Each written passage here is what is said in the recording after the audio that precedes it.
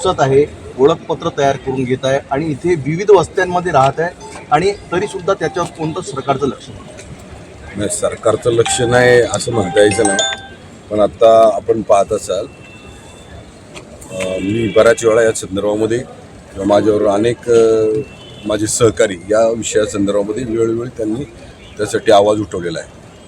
आता काय झालं आहे, आपण बांगलादेशमध्ये ज्यावेळेस हिंदूंवर अशा प्रकारचे अत्याचार होतात आणि त्यामुळं बऱ्याच लोकांना आता खऱ्या अर्थाने त्यामुळं कळायला लागले.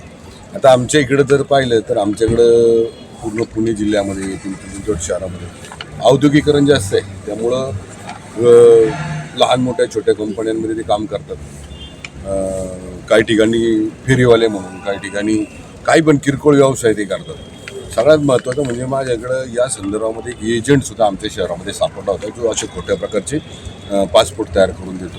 42 पासपोर्ट त्याच्याकडे सापडले होते, अशा प्रकारचे डॉक्युमेंट सापडले होते. तर त्याच्यावर नंतर काही प्रमाणात थांबले, काही विदाऊट कुठल्याही एव्हिडन्स, कुठलाही पुरावा नसताना सुद्धा राहता येते. आमच्याकडं कुदळवाडीसारखा एरिया आहे, आमच्याकडं अनेक असे वस्ती आहेत ज्याच्यामध्ये ते अनधिकृतपणे म्हणजे येऊन राहता येते आणि त्याच्याकडे कुणाचं म्हणजे लक्ष नाही. त्याच्याकडे लक्ष केंद्रित व्हावं म्हणून मी विधानसभेमध्ये त्याच्या संदर्भामध्ये माझी भूमिका मांडली. मी तुम्हाला म्हणजे मी आपल्या माध्यमातून पूर्ण राज्यातल्या आपल्या हिंदू लोकांना मी या माध्यमातून आव्हान करतो की ज्या ज्या ठिकाणी अशा प्रकारच्या वस्त्या किंवा अशा प्रकारची लोक आढळतील, बांगलादेशी लोक आढळतील, रोहिंग्या आढळतील, त्या ठिकाणी तिथं लगेच शासनाची त्या संदर्भामधली माहिती पुरवली पाहिजे आणि त्यांच्यावर कारवाई करण्या संदर्भामध्ये स्थानिक प्रशासनाच्या मागं लागलं पाहिजे. नाही तर आम्हाला कळवा, आम्ही त्याच्या संदर्भामध्ये पाठपुरावा करू. आमच्या शहरामध्ये अशा प्रकारच्या कारवायांच्या संदर्भामध्ये आम्ही प्रशासनाला सांगून प्रशासनाच्या पाठपुरावा करून त्याच्यावर कारवाई करायला सुरुवात केली. आमच्याकडे एक तर उदाहरण असं आहे की आमच्याकडे एक फॅमिली होती बांगलादेशी. त्यांनी आमच्या इथल्या काही म्हणजे सांगायला वाईट वाटतं आणि शब्दसुद्धा वाईट म्हणजे ते तोंडात येत नाहीत अशा म्हणजे कामाला काही मुलींना, आपल्या हिंदू मुलींना लावलं आहे. काही एक तर लहान मुलगी त्यांनी आमच्या इथल्या एका ठिकाणी विकली, व्यवसायाच्या ठिकाणी विकली आणि ते ज्यावेळेस उघडकीस आलं त्यावेळेस ते दाम्पत्य पळून गेलं. ते कलकत्त्यामध्ये तिथलं ते बांगलादेशमध्ये जाणार होतं, तिथं त्यांना पकडलं. आणि मग अशा प्रकारे ती लोक जर आपल्या इकडे येऊन असे चुकीची कामं करतायत, त्याचबरोबर त्यांच्या येण्याने आपल्या इथला रोजगार कमी झाला आहे. आपल्या इथं जे पण काही पारंपरिक जे पण काही व्यवसाय करणारे लोक आहेत त्यांच्या व्यवसायावर परिणाम झालेला आहे. मग अशा प्रकारे जर वाढत असतील आणि त्यांना अभय देण्याचं काम जर काही लोक करत असतील तर त्याचा आपण बिलकुलही त्यांच्याकडं त्या बाबतीत दुर्लक्ष केलं नाही पाहिजे.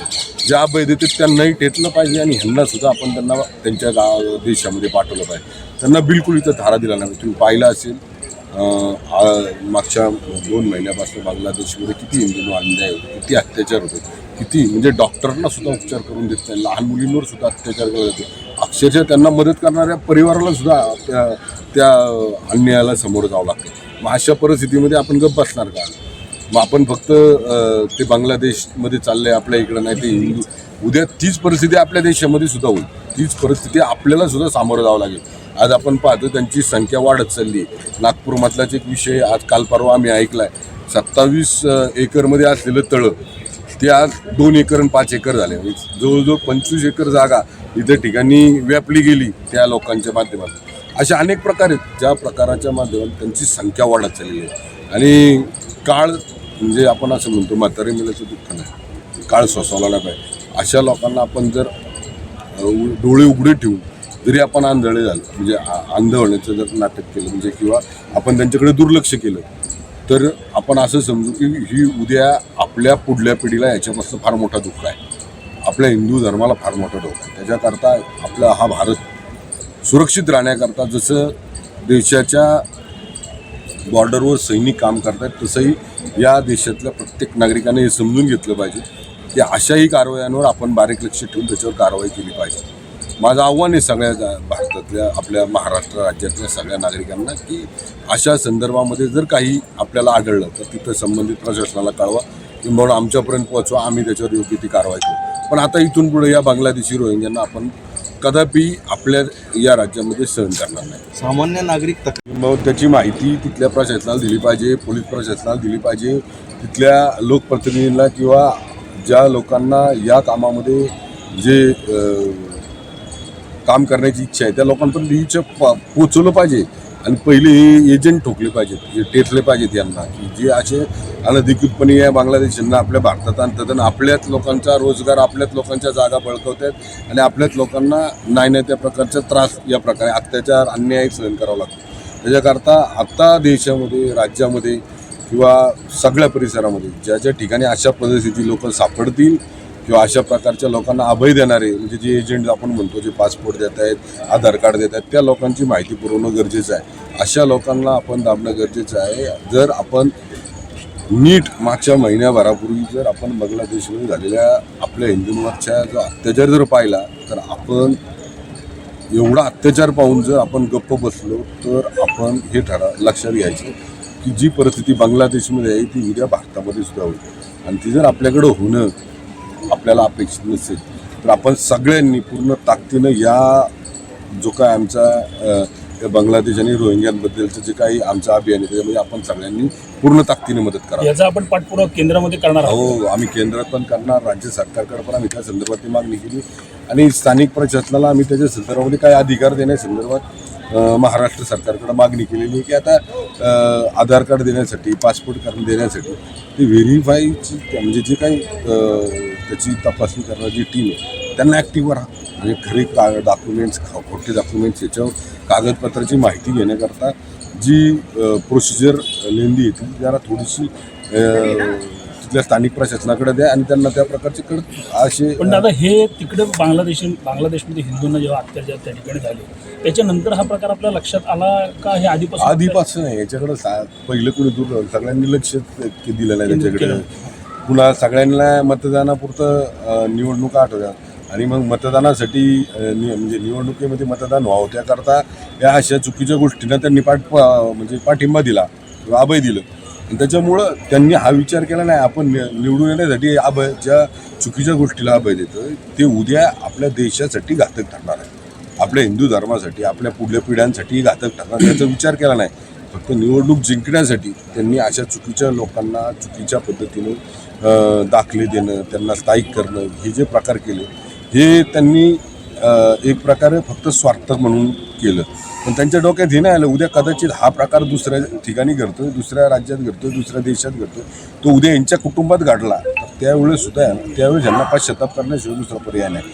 त्याकरता आता सगळ्यांनी डोळे उघडावेत आणि याच्यावर प्रामुख्यानं काम करावं. आपल्याला एक सनातनी आमदार म्हणून पक्षामध्ये किंवा सर्वसामान्य नागरिकांमध्ये पाहिलं जातं. एक छोटासा प्रश्न असा आहे की जसं वक्फ बोर्ड आहे मुस्लिम समुदायासाठी किंवा त्या लोकांसाठी, तसं सनातन धर्मासाठी असं काही बोर्डाची स्थापना केली पाहिजे. आपल्याकडे धर्मादायिकता आहे, अशा अनेक ट्रस्ट आहेत, पण आपल्या ट्रस्टमध्ये अशा प्रकारच्या ज्या काही आता देवस्थानच्या जागा आहेत किंवा देवस्थानच्या काही मालमत्ता आहेत त्याच्या संदर्भामध्ये जे कायदे ते कायद्याच्या संदर्भामध्ये आपल्याला काही नियम आहेत, काही कायदे आहेत. पण वक्फ बोर्डाला तसे कायदे नाही. त्यांनी ठरवलं उद्या की बाबा ही जागा आमची, त्यांनी उद्या निर्णय घ्यायचा झाला जागा त्यांची, असं थोडंच होतं ना. आणि त्या वक्फ बोर्डाच्या संदर्भामध्ये सुद्धा आत्तासुद्धा सभागृहामध्ये आमचं सहकारी धुळ्याचं त्यांनी आत्ताच औचित्याचा मुद्दा मांडला.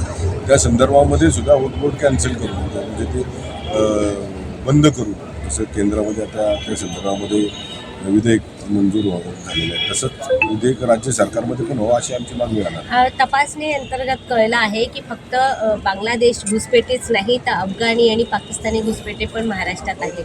तर संपूर्ण घुसपेट्यांबद्दल मी तुम्हाला सांगितलं ना, जे पण घुसपेटी आहेत ज्यांच्यामुळे आपल्या इथल्या नागरिकांच्या याच्यावर अतिक्रमण होत आहे, राहणीमानावर, याच्या व्यवसायावर किंवा असं म्हणता येईल की ज्यांच्यामुळं या राज्यामध्ये देशामध्ये अन्याय अत्याचार व्हायला लागले हिंदूंवर, त्या सगळ्यांना त्यांच्या देशामध्ये परत पाठवण्यासंदर्भामध्ये किंवा कडक कारवाई करून त्यांना जेलमध्ये किंवा चांगली सजा म्हणजे एकदम कडक सजा व्हावी याच्याकरता प्रयत्न केला. दादा आपण आव्हान कायदा सुव्यवस्थेच्या माध्यमातून कायदा हातात न घेता या गोष्टी घडतील या मला वाटत नाही. जर त्यांची दडपशाही त्यांची हुकुमशाही किंवा त्यांच्या जी दहशत असेल त्या लोकांची ज्या एरियामध्ये ते राहतात तर त्या एरियामध्ये कायदा थोडासा हातात घ्यावा लागेल ना. उगाच आपण त्यांच्याकडे जाऊन हात जोडून त्यांना म्हणलं तुम्ही आमचा देश सोडा तर सोडणार आहे का? त्याच्याकरता त्यांना त्या पद्धतीचं उत्तर देणं सुद्धा गरजेचं आहे. त्याच्याकरता पहिल्यांदा आपण या संदर्भामध्ये सगळ्या माझ्या तरुण युवकांना माझं किंवा या भारतातल्या किंवा राज्यातल्या माझ्या तरुण सहकाऱ्यांना सांगणे की पहिल्यांदा आपण ही माहिती स्थानिक पोलीस प्रशासनाकडे कळवा. स्थानिक जे पण या संदर्भातली प्रशासन आहे त्या संदर्भात तिथं कळवा. त्यांच्याकडनं नाही झालं तर मग त्यामध्ये पुढे आपण जाऊन त्याच्यावर कशा प्रकारे ॲक्शन घ्यावी ते आपण या विषयावर संपूर्ण महाराष्ट्रभर काही मोहीम आपण उभी करणार आहात. अहो याच्यामध्ये करायची गरजच नाही. ऑलरेडी त्याच्यावर मोहीम चालू झालेली आहे. अनेक ठिकाणी आमच्या हिंदू संघटना यावर काम करता येते. या हिंदू संघटना ज्या आमच्या काम करत आहेत किंवा ही जी मोहीम आम्ही चालू केलेली आहे याच्यामध्ये आमचा स्वार्थ काहीच नाही. आमचा स्वार्थ एवढाच आहे की आमच्या या मोहिमेच्या माध्यमातून या देशातला प्रत्येक हिंदू बांधव या हिंदू धर्मातील प्रत्येक समाजातील प्रत्येक माता भगिनी सुरक्षित राहावी हाच आमच्या या मोहिमेमागचा उद्देश आहे. याच्यामध्ये आमचं कोणतं राजकारण नाही आहे. आम्ही हे निस्वार्थीपणे फक्त हे राष्ट्र सुरक्षित राहू म्हणून काम करतो. हे काही नव्हतं 2 वर्षापूर्वी काही नव्हतं. मागच्या गोलम्यावर आत्ताच्या याच्यामध्ये ती आता एक लक्षात घ्या ज्या ठिकाणी अनधिकृतपणे अशी ज्या हे तयार झाले आहेत त्या पाडण्यासंदर्भामध्ये राज्य शासन कडक निर्णय घेणार आहे.